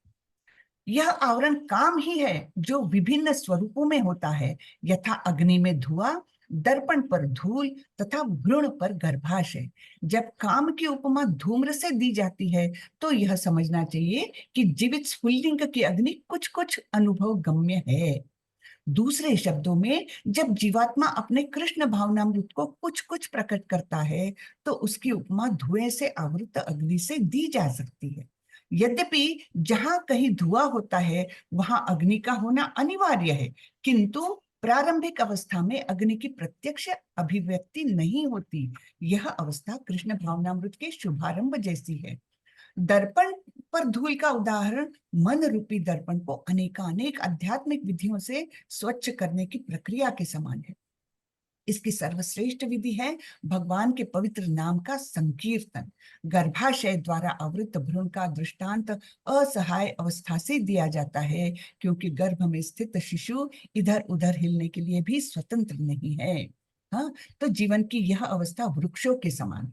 वृक्ष भी जीवात्माएं हैं, किंतु उनमें काम की प्रबलता को देखते हुए उन्हें ऐसी योनि मिली है कि वे प्रायः चेतना शून्य होते हैं। ठीक है। तो यहाँ पर बहुत क्लियरली प्रभुपाद जी ने दिया है। तो ये आपकी समझ में आया माता जी? हरे कृष्णा माता जी, हाँ हाँ, बिल्कुल बिल्कुल, अब बहुत अच्छे से समझ में आ गया। हरे धन्यवाद। कृष्णा माता जी, बहुत हरे कृपा कृष्ण। की आपने। धन्यवाद माता जी। मोटोरोला माता जी या प्रभु जी। हरे कृष्ण माता जी। हरे कृष्ण। जैसे भी माता जी ने पहले बोला कि एक एक श्लोक आपने बहुत अच्छे से एक्सप्लेन किया है, धन्यवाद माता और जी, ये कहीं ना सब कहीं हम प्रभुपाद जी की कृपा है। बहुत ज्यादा आनंदमय स्थिति में है इस समय तो। माता जी, मुझे एक चीज समझ में नहीं आई जो आपने इस वक्त एक्सप्लेन किया था कि अपने कार्य को करते रहना चाहिए और दूसरों के कार्य को नहीं करना चाहिए, तो प्लीज थोड़ा सा और अच्छे से एक्सप्लेन कर दीजिए। जी, स्वधर्मे निधनम श्रेया परधर्मो भयावह, है ना। जी जी। हाँ ठीक है, उस श्लोक पर जाते हैं और उसका भी थोड़ा सा तात्पर्य पढ़ लेते तो वो ज्यादा क्लियर हो जाता है ना। जी जी।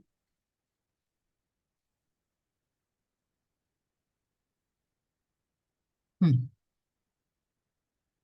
श्रेयान् स्वधर्मो विगुणः परधर्मात् स्वनुष्ठितात् स्वधर्मे निधनं श्रेयः परधर्मो भयावहः। तो प्रभुपाद जी ने लिखा है इसका शब्दार्थ कि अपने नियत कर्मों को दोषपूर्ण ढंग से संपन्न करना भी अन्य के कर्मों को भली भांति करने से श्रेयस्कर है। स्वीय कर्म को करते हुए मरना पराये कर्मों में प्रवृत्त होने की अपेक्षा श्रेष्ठतर है, क्योंकि अन्य किसी के मार्ग का अनुसरण भयावह होता है। तो इसके लिए प्रभुपाद जी ने कैसा एक्सप्लेनेशन दिया है, हम थोड़ा सा देख लेते हैं। अतः मनुष्य को चाहिए कि वह अन्यों के लिए नियत कर्मों की अपेक्षा अपने नियत कर्मों को कृष्ण भावनामृत में करे। अपने नियत कर्मों को कृष्ण भावनामृत में करे। भौतिक दृष्टि से नियत कर्म मनुष्यों की मनोवैज्ञानिक दशा के अनुसार भौतिक प्रकृति के गुणों के अधीन आदिष्ट कर्म है। तो ये तो भौतिक दृष्टि से, लेकिन आध्यात्मिक कर्म गुरु द्वारा कृष्ण की दिव्य सेवा के लिए आदेशित होते हैं। किंतु चाहे भौतिक कर्म हो या आध्यात्मिक कर्म, मनुष्य को मृत्यु पर्यंत अपने नियत कर्मों में दृढ़ रहना चाहिए। अन्य के निर्धारित कर्मों का अनुसरण नहीं करना चाहिए। आध्यात्मिक तथा भौतिक स्तरों पर ये कर्म भिन्न भिन्न हो सकते हैं, किंतु कर्ता के लिए किसी प्रामाणिक निर्देशन के पालन का सिद्धांत उत्तम होगा। जब मनुष्य प्रकृति के गुणों के वशीभूत हो तो उसे उस विशेष अवस्था के लिए नियमों का पालन करना चाहिए, उसे अन्यों का अनुसरण नहीं करना चाहिए। उदाहरणार्थ, सतोगुणी ब्राह्मण कभी हिंसक नहीं होता, किंतु रजोगुणी क्षत्रिय को हिंसक होने की अनुमति है। तो ये जो हमारे वर्णाश्रम है ना, उनका भी रेफरेंस यहाँ पर लिया गया है कि ब्राह्मण क्या होते हैं। जैसे हर एक की मनोवृत्ति होती है, ये कोई वंश से आया हुआ वर्णाश्रम की उसकी बात नहीं हो रही है। ये भगवान चौथे अध्याय में बताने वाले हैं, चातुर्वर्ण्य मया सृष्टम। तो ये वर्णों की जो निर्मित है ये भगवान द्वारा हुई है। वो कैसे हुई है?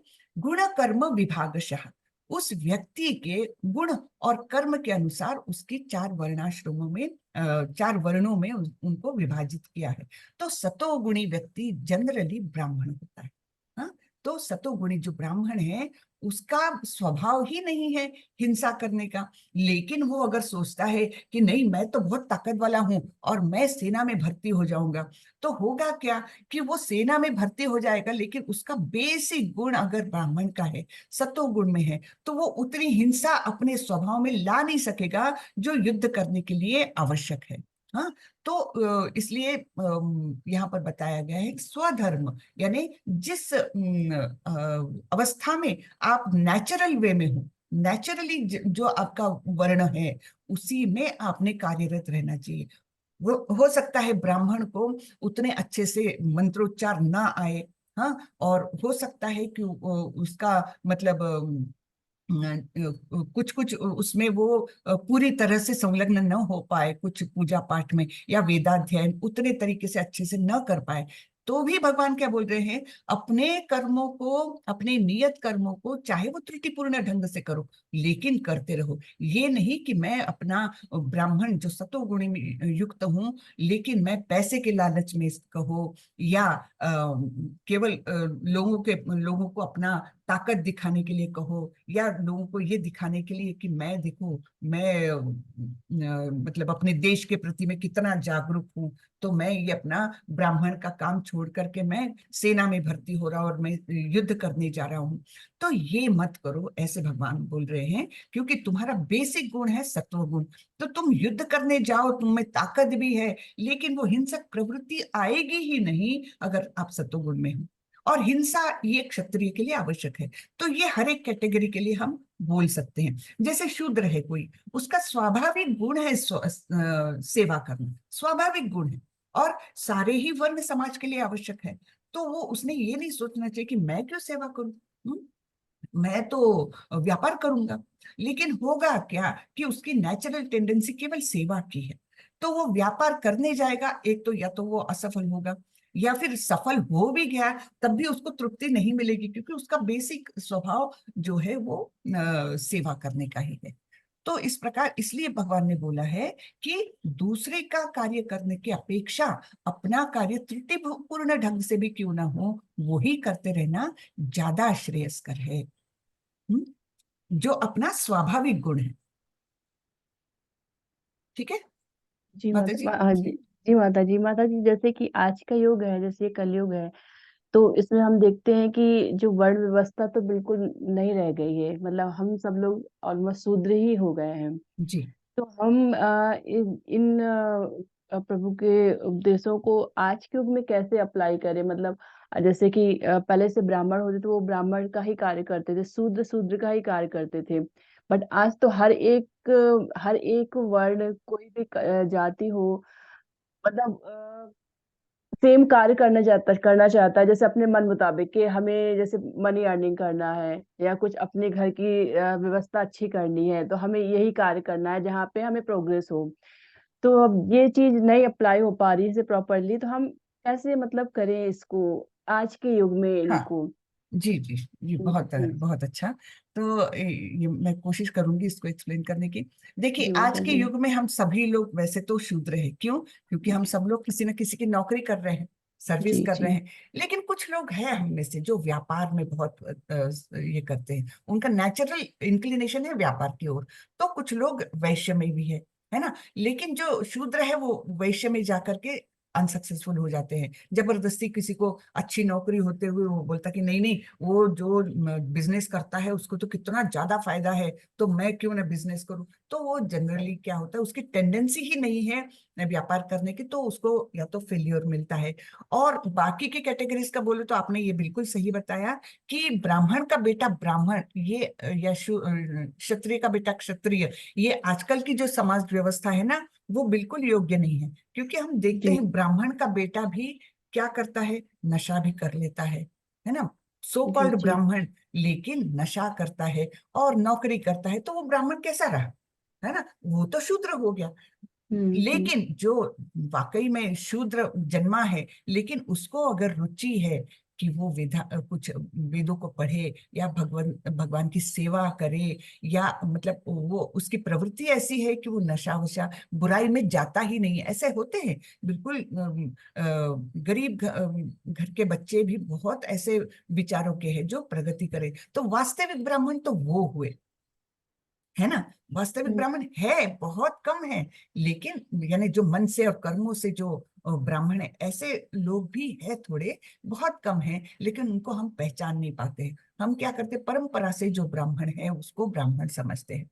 तो इसलिए ये आपने बराबर बताया कि आज के युग में ज्यादातर शूद्र ही है, 99% लोग शूद्र ही है। कुछ लोग 0.78% वैश्य होंगे, और ब्राह्मण तो बहुत ही कम होंगे। क्षत्रिय भी थोड़े से होंगे जो बिल्कुल मन से ये है। हाँ, जो आर्मी वाले डेवलप करते हैं ना, तो वाकई में वो उनके बच्चे जन्म से ही ये प्रवृत्ति लेकर आते हैं, तो वो क्षत्रिय हो जाते हैं, है ना। तो अपने जी अपने प्रवृत्ति के अनुसार जो बेसिक आपकी इंस्टिंक्ट है, जहां पर आपकी चाह है, बस वही कार्य में लगे रहो। ये नहीं कि मैं वो दूसरा कार्य ज्यादा अच्छा कर सकता हूँ, या मेरा कार्य त्रुटिपूर्ण है इसलिए मैं दूसरे का कार्य करने जाऊँ, ऐसा नहीं करे। ऐसे भगवान ने बोला है। माता जी, मुझे एक एक्सप्लेनेशन और चाहिए। मैं शायद थोड़ा सा ज्यादा समय ले रही हूँ, जी उसके लिए माफी। माता जी, जैसे कि माताओं का है तो पहले टाइम पे जो माताओं का कार्य होता था कि मतलब अपने ही परिवार की सेवा करना, उनका ऐसे जॉब में या बाहर वर्किंग का नहीं होता था। मतलब ऐसे कह सकते हैं कि ऐसे वर्ण व्यवस्था है कि अलग अलग हमें कार्य करना है वर्णों के हिसाब से। तो कहीं ना कहीं ये पुरुषों पे ज्यादा था, माताओं का था कि अपने घर का ही मतलब उन्हीं की सेवा करनी है। तो ये आज के युग में हम माताओं को कैसे रख सकते हैं कि जैसे वो वर्किंग भी हैं, तो उन्हें कैसे मैनेज करें कि वर्किंग रहना चाहिए, किसी के से मन नहीं है, मतलब वो कृष्ण भावनाव्रत रहकर ही अपने परिवार की सेवा करना चाहती हैं, बट कहीं ऐसा है कि फैमिली चाहती है कि जैसे हाँ इतनी ज्यादा पढ़ाई कर ली है तो जॉब करना जरूरी है, अदरवाइज पढ़ाई का क्या फायदा। तो ये हम कैसे मैनेज करें, कैसे समझाएं। मतलब जैसे मेरा ही पर्सनल है ये कि मैंने पढ़ाई की है, बट मेरा ज्यादा बहुत मन नहीं होता है कि मैं बाहर जॉब करूं। मुझे जैसे अपनी कि सेवा भाव में अपने घर में ही सेवा करना, अपने परिवार की सेवा करना, गोपाल जी की सेवा करना और वही कृष्ण भावनामृत में ही रहना। बट कहीं ना कहीं ऐसे फैमिली को हो जाता है कि जॉब करना चाहिए, मतलब अर्निंग ही मतलब भगवत गीता का मेन वो है, उपदेश है।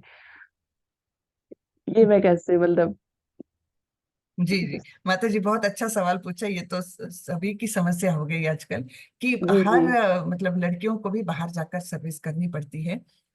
तो इसके पीछे अगर कृष्ण भावनामृत में ही हमको कार्य करना है, ऐसी भौतिक परिस्थिति नहीं होती कि केवल अकेला आदमी ही ये करके परिवार अच्छे से चल सके। ऐसी कई बार परिस्थिति नहीं रहती तो औरतों को जाना पड़ता है बाहर।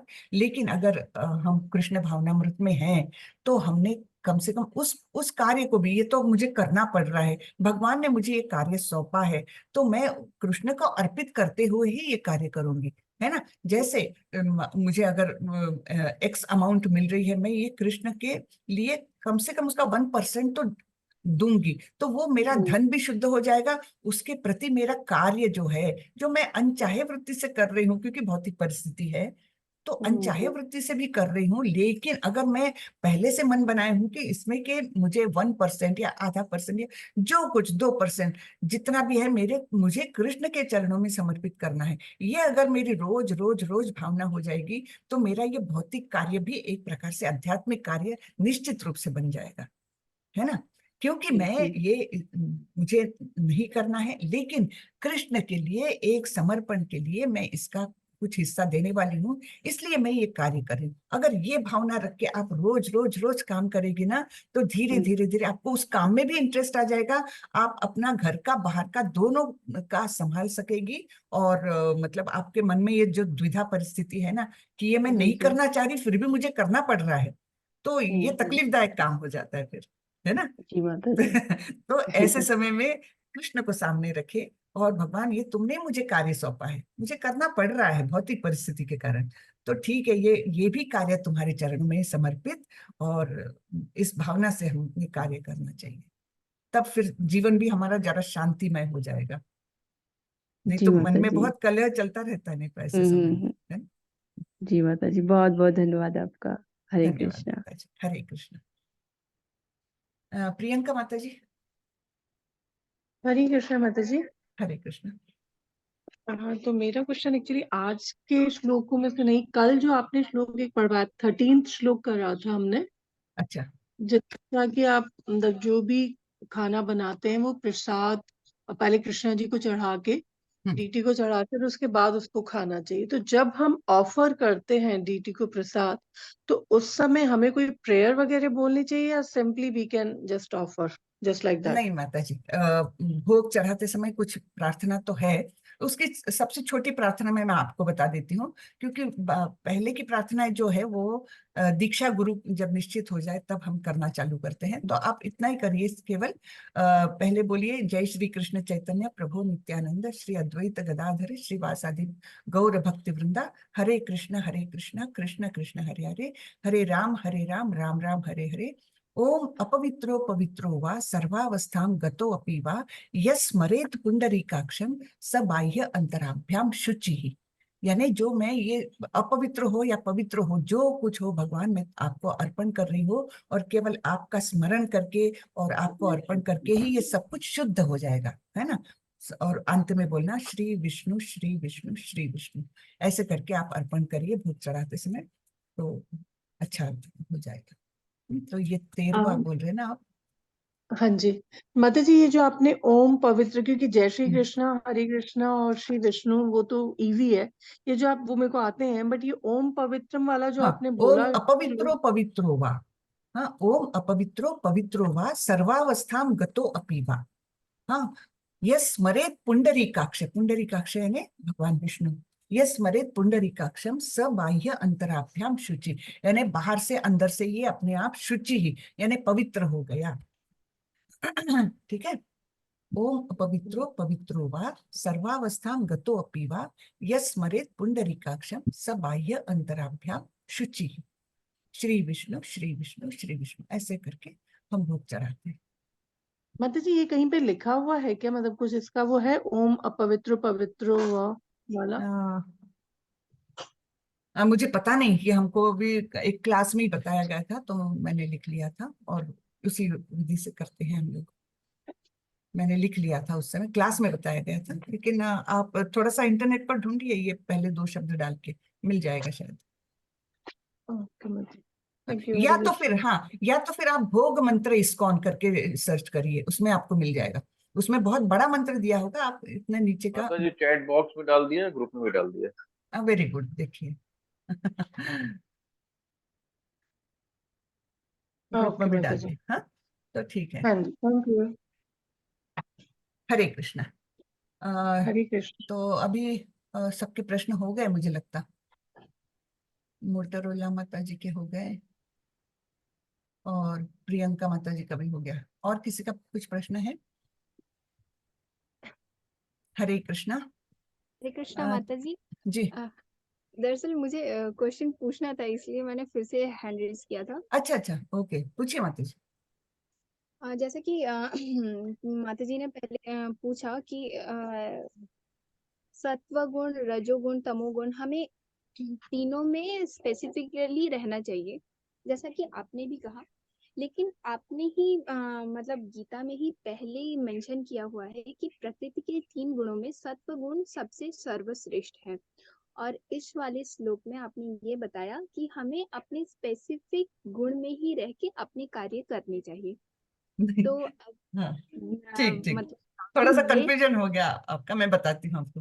प्रकृति के 3 गुण अलग, और मैं बात कर रही थी वर्ण की, गुण की नहीं बात कर रही थी मैं, वर्ण की। वर्ण में गुण स्पेसिफिक होते हैं। हाँ, तो वर्ण जो है अपने स्वभाव नियतम कर्म, स्वभाव नियतम कर्म, यानी जो अपना स्वाभाविक नेचर है, जो अपना एप्टीट्यूड जिसे कहा जाता है, वो स्वभाव नियतम कर्म, यानी हमारे एप्टीट्यूड के अनुसार कर्म करना। हाँ, तो एप्टीट्यूड फिर ये 4 वर्णाश्रमों में आता है, कि आपके विचारों की दृष्टि से, स्वभाव की दृष्टि से आप ब्राह्मण हो सकते हैं, क्षत्रिय हो सकते हैं, या वैश्य हो सकते हैं, या शूद्र हो सकते हैं। ये वर्ण हुए 4। और इनमें ये वर्णों में 3 गुण अलग अलग क्वांटिटीज में रहते हैं। ऐसा नहीं कि ब्राह्मण 100% सतोगुण में रहेगा, लेकिन उसका प्रधानता उसकी सतोगुण में है। तो उसने सतोगुण में ही रह करके जो कार्य, उसके नियतम कर्म, स्वभाव नियतम कर्म, उसके स्वभाव के अनुसार जो कर्म है, उसी के अनुसार उसने कार्य करना चाहिए, ऐसे बताया मैंने। ठीक है ना जी माता माता जी? जी। हाँ, तो प्रकृति के 3 गुण अलग, और ये वर्ण अलग, वर्णों में 3 गुणों का प्रादुर्भाव अलग अलग मात्रा में होता है। जी माता जी। जी, हरे कृष्णा। विष्णु प्रभु। हरे कृष्ण माता जी। हरे कृष्णा।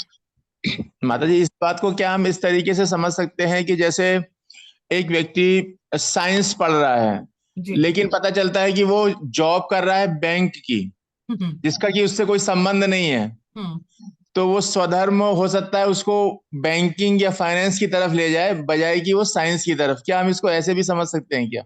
अब एक्चुअली अभी भौतिक जगत में देखें तो उस पर शायद साइंस भी थोपा गया होगा, और शायद हाँ। बैंक है ना, और अपने भौतिक कारणों से कि यहाँ पर इनकम ज्यादा है इसलिए उसने बैंकिंग का चूज किया होगा। दोनों बिल्कुल। कारण भौतिक हो सकते हैं। तो उनके मतलब उनको हम ऐसे इस तरीके से देख सकते हैं कि उसका बेसिक, उसका स्वभाव क्या करने का है, लीजर टाइम में वो क्या करना पसंद करेगा, है ना। हाँ।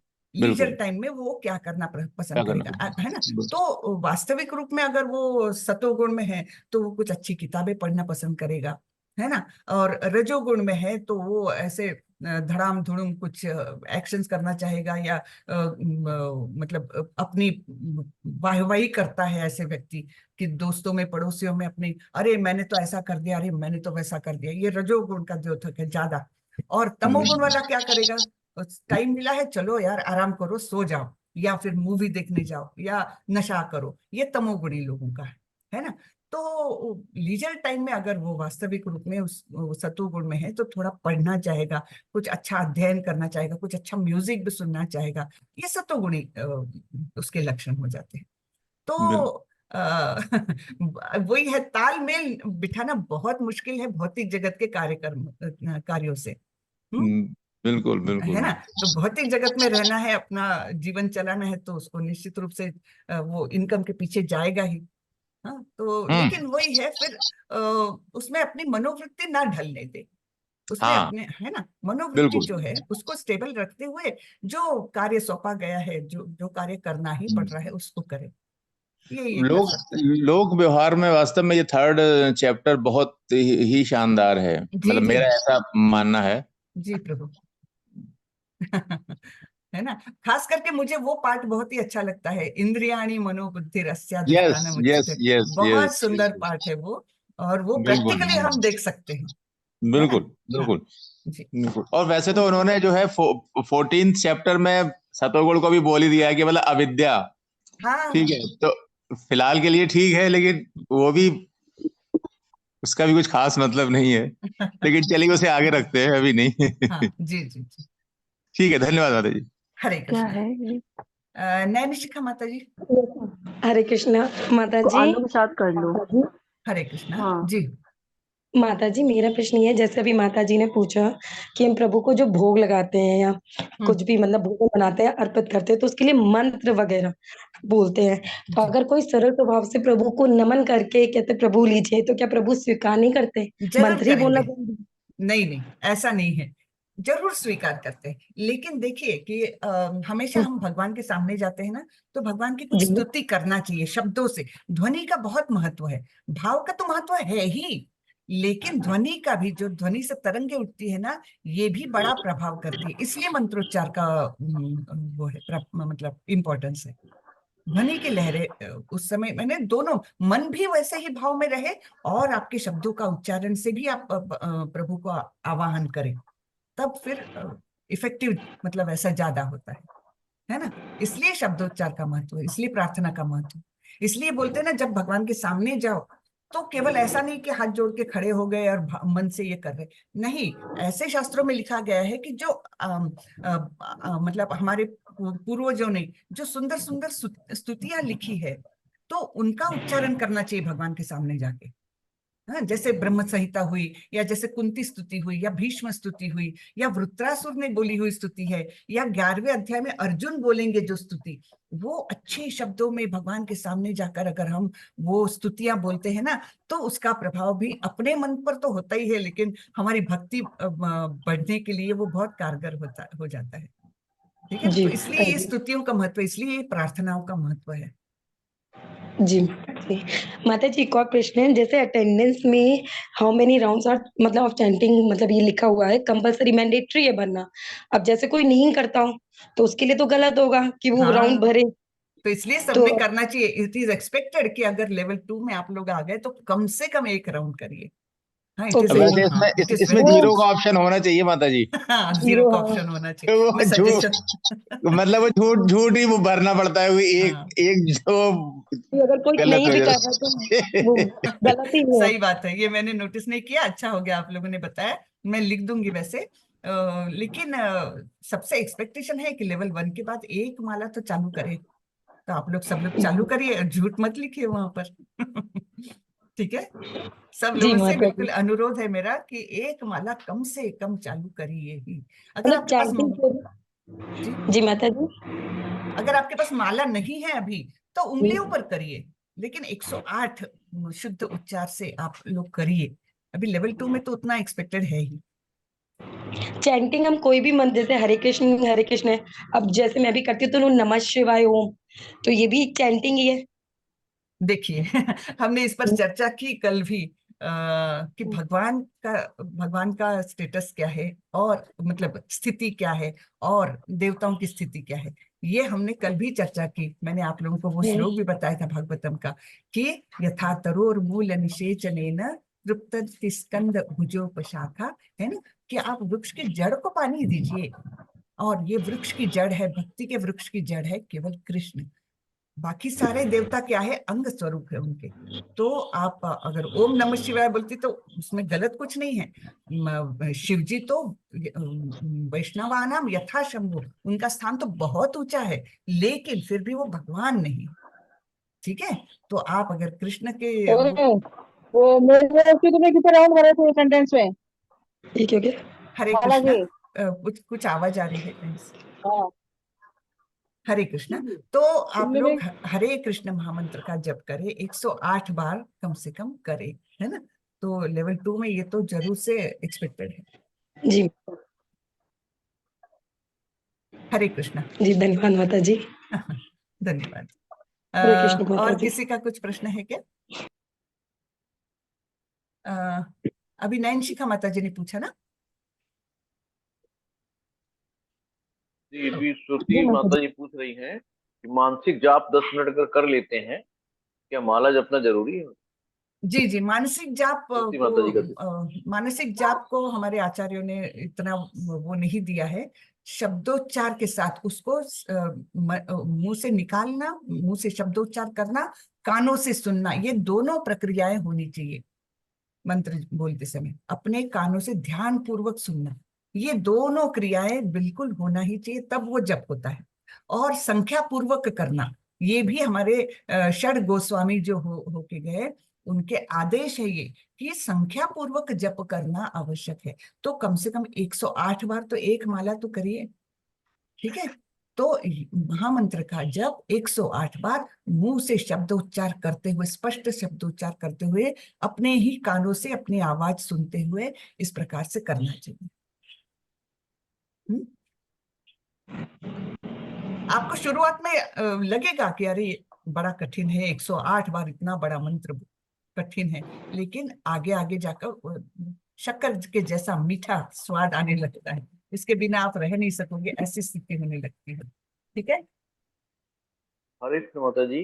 हरे जब हम कृष्ण। लोग स्टार्ट करते हैं तो एक माला से स्टार्ट करा दीजिए, मतलब हम लोग जब माला एक जब करा के फिर क्लास शुरू करा, एक हाँ एक माला तो सबकी कंपलसरी हो ही जाएगी साथ में। हाँ, ये भी आइडिया अच्छी है। ये इससे सही है। आदत ठीक पड़ है, जाएगी धीरे धीरे, है ना माता हाँ जी? ठीक है, ऐसे करेंगे। जी जी। तो हम 10 मिनट पहले जो भजन करवाते हैं उसके बदले हम एक माला करवा लिया हाँ, करेंगे। एक राउंड माला हो जाएगी, सबकी हम्म, माला हो जाएगी, इससे आदत पड़ बिल्कुल जाएगी धीरे धीरे। अच्छी अच्छी आइडिया है ये करेंगे। फिर आप लोगों को ऐसा भी नहीं लगेगा कि हमने झूठ बोला, लेकिन सब लोग फिर बिल्कुल 15 मिनट पहले आ जाइए क्लास में। तो कल से वैसा करवाते हैं, ठीक है। वीडियो ओपन करके करेंगे। वीडियो ओपन हाँ करके, हाँ, ठीक ठीक है ठीक है, जैसी जैसी जिसकी इच्छा हो। है। ये बराबर कहा। हरे ठीक है कृष्ण माता जी का प्रश्न है। जी। जैसा अभी आपने बताया मुख से और कानों में श्रवण करके, तो आज के टाइम में राम जप जो करते हैं, लेखन पुस्तिका चल रही है, सब लिख रहे हैं, तो ये भी तो एक प्रकार का ही जप है, आंखों से मतलब देख रहे हैं और हाथों से लिख रहे हैं। ठीक है माता जी, उस पर मैं क्या कमेंट्स करूं मैं, वो मुझे मतलब उस पर ये नहीं कर सकते। अपने संप्रदाय में, इस्कॉन के संप्रदाय में इसी का महत्व है कि मुंह से उच्चारण करे और शुद्धता से उच्चारण करे और कान से सुने, इसका ही महत्व है। अब उस पर मैं कुछ वो नहीं कर सकती। जो आपने बताया राम लिखना वो भी अच्छा है, लेकिन पता नहीं, इसका महत्व, ध्वनि का महत्व बहुत ज्यादा बताया है। यानी श्रवणम सृष्टि का श्रवणम। प्रारंभ ही ध्वनि से होता है ना, तो ध्वनि का महत्व बहुत ज्यादा है। ओम ये शब्द ब्रह्मांडों में अविरत चलते रहता, ओम ओम। तो इसलिए ध्वनि का महत्व बहुत ज्यादा है, इसलिए ये महामंत्र मुंह से बोलकर कान से अपने ही सुनना, ये बहुत महत्वपूर्ण होता है। और संख्या पूर्वक करना, ये हमारे आचार्यों के आदेश है। जी माता जी। जी, हरे कृष्ण माता जी। हरे कृष्णा। तो चलिए आज क्लास यहीं खत्म करते हैं। ओके। वाञ्छा कल्पतरुभ्यश्च कृपा सिन्धुभ्यैव च पतितानां पावनेभ्यो वैष्णवेभ्यो नमो नमः। अनंत कोटि वैष्णव वृंद की जय, श्रीला प्रभुपाद की जय। हरे कृष्ण, जय हरे कृष्ण, हरे, सभी भक्तों की जय। हरे कृष्ण माता जी, सादर प्रणाम। हरे कृष्ण। हरे। तो कल से एक माला क्लास शुरू होने के पहले सब लोग टाइम से आ जाइएगा। हरे कृष्ण। हरी हरी